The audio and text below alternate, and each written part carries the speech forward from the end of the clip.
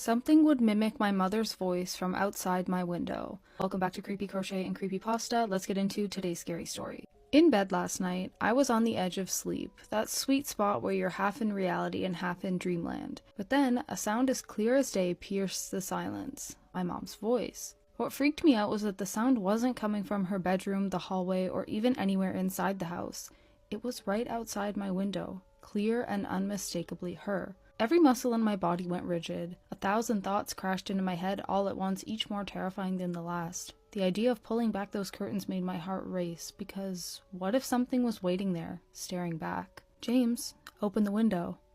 It was her voice, but something about it just felt off. It sounded so much like my mom, but there was an unsettling edge to it, and why the hell would she be outside calling me through the window? None of this added up.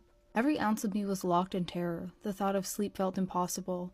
I buried myself deep beneath the blankets, praying that whatever it was would just stop. But as the night dragged on and the voice went quiet, pure fatigue took its toll. Maybe it was the fear, but eventually I passed out.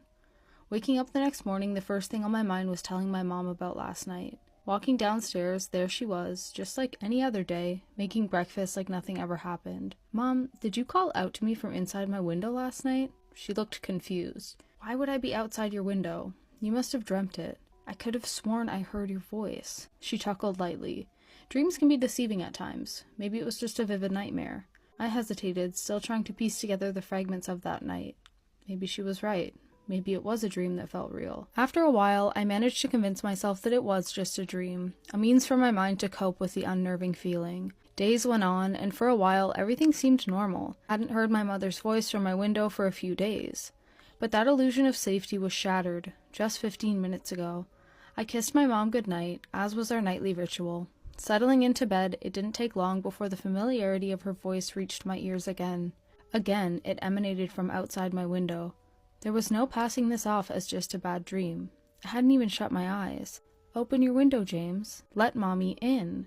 The voice seemed somewhat angry this time, yet it still mirrored my mom's tone. My heart raced, cold dread washing over me. My immediate instinct was to flee my mom's room and alert her to the unsettling voice. But curiosity, as treacherous as it often is, especially as a child, anchored me in place.